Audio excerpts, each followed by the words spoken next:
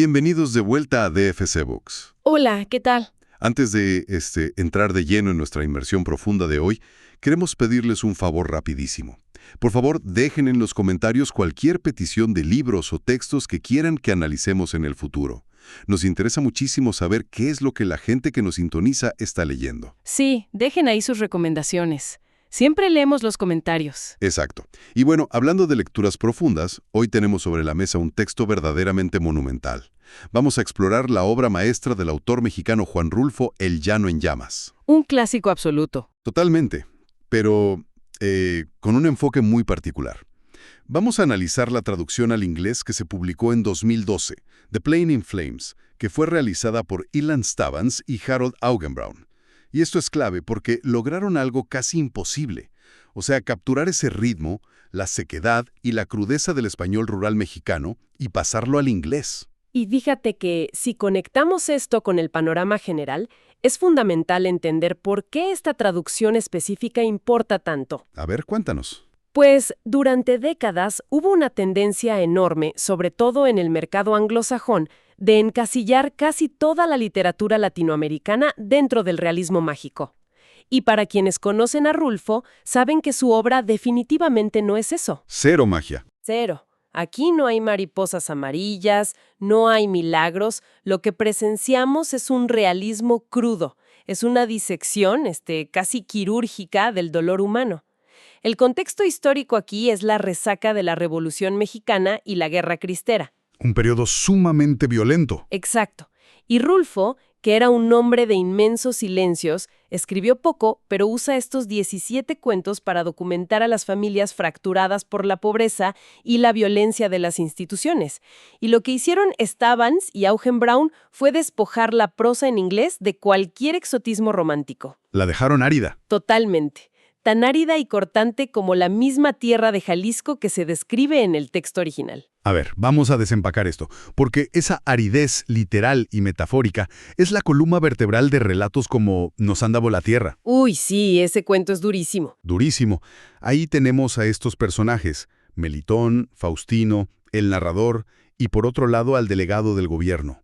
Y el evento principal, lo que marca todo, es cómo estos campesinos caminan exhaustos por una llanura inmensa. Una llanura donde no crece nada. Nada. Es una tierra dura, reseca. Ellos querían, o más bien les habían prometido, la tierra fértil que está junto al río. Pero el delegado del gobierno, con un nivel de burocracia espeluznante, les entrega un terreno inútil, un lugar donde, como dice el texto, no crecen ni los pájaros ni la hierba. Y lo fascinante de leer esto, especialmente notando el tono del autor, es la imparcialidad. Es decir, el texto relata la inacción del gobierno y esta entrega de tierras inservibles de manera totalmente neutral. Sin tomar partido. Exactamente. No es un panfleto político de izquierda ni de derecha, solo refleja los hechos fríos que viven los personajes. La frustración y la traición del entorno hablan por sí solas. Y esa traición del entorno nos lleva directo a... Es que somos muy pobres. O sea, aquí la hostilidad ya no viene del gobierno, sino de la naturaleza. Sí, la naturaleza implacable. Conocemos a Tacha, una niña que acaba de cumplir 12 años.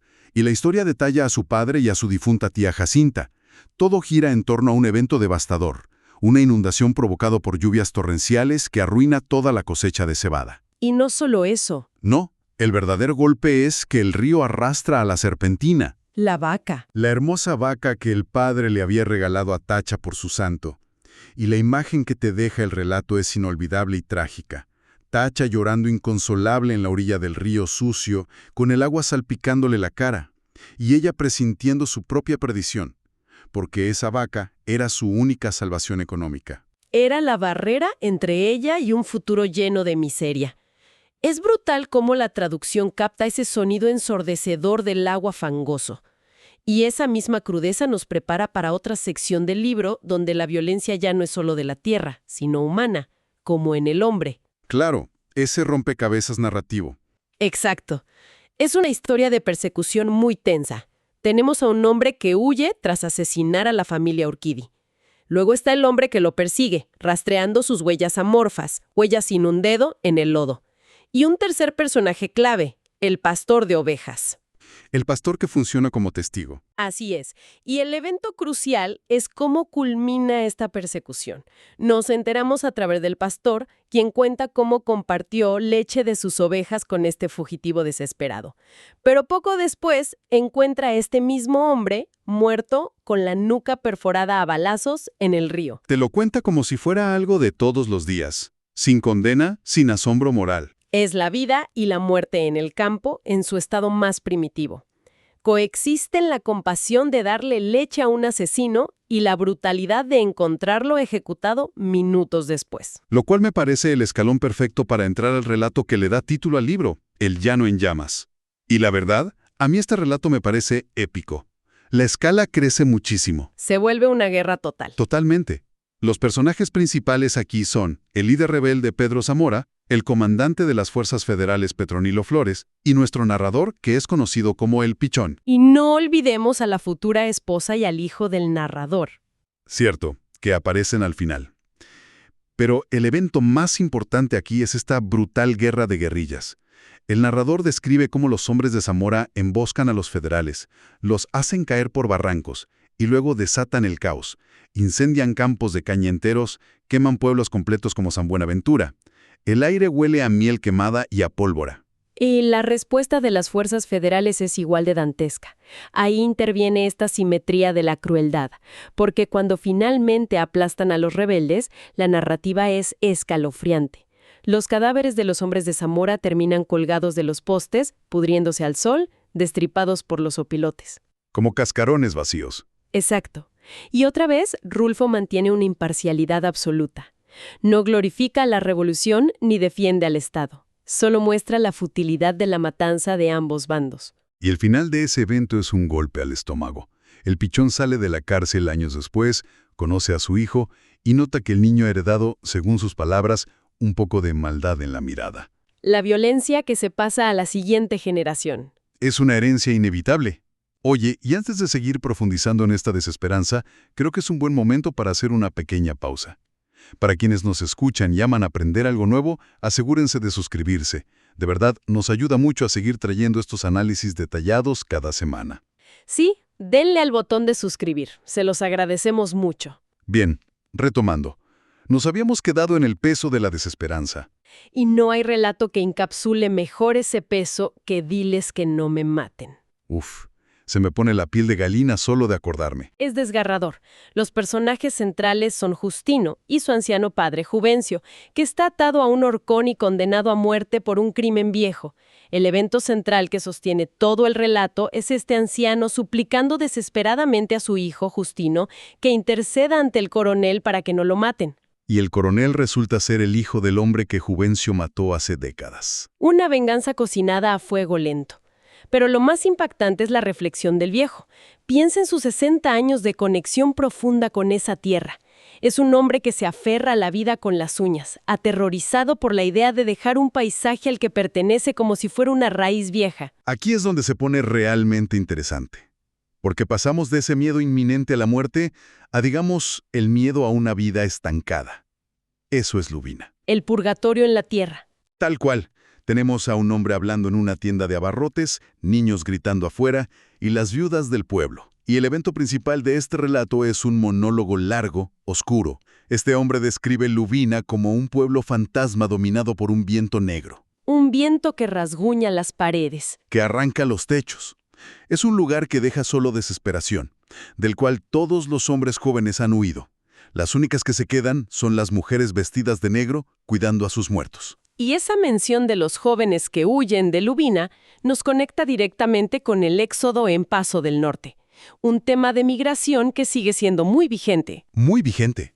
Los personajes aquí son el narrador, que es el hijo, su amigo Estanislao y un padre que es francamente de una indiferencia brutal. Completamente apático ante el sufrimiento de su propio hijo. ¿Sí? Y el evento clave ocurre en la frontera.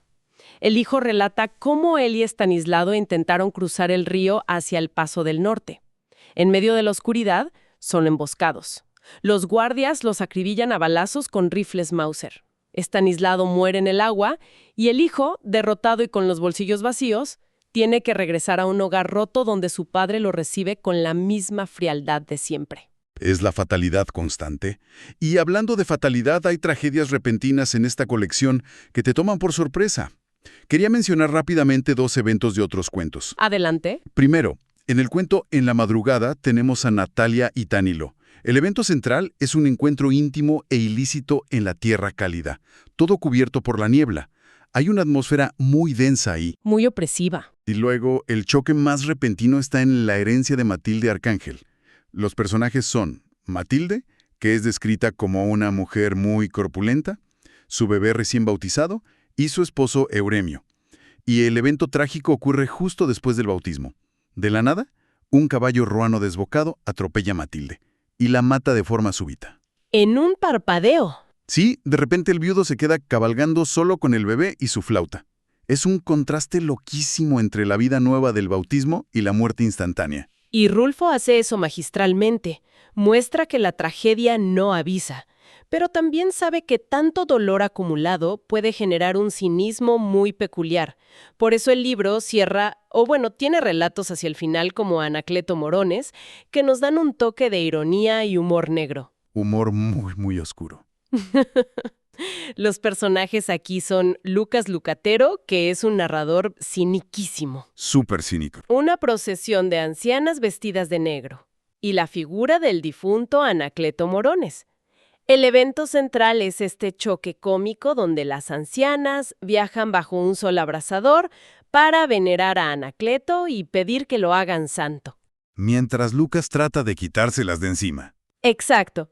Y Lucas les revela la cruda verdad, que Anacleto no era un santo. Era un porquerizo, un estafador, un diablo que se aprovechaba de la gente y que terminó sus días en la cárcel.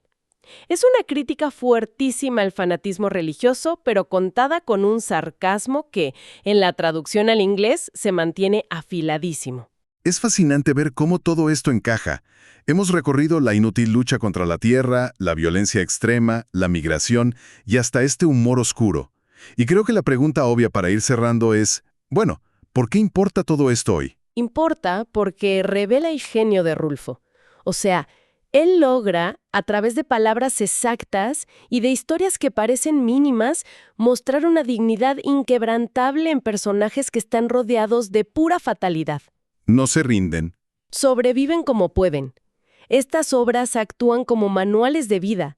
Es la condición humana destilada a su forma más cruda.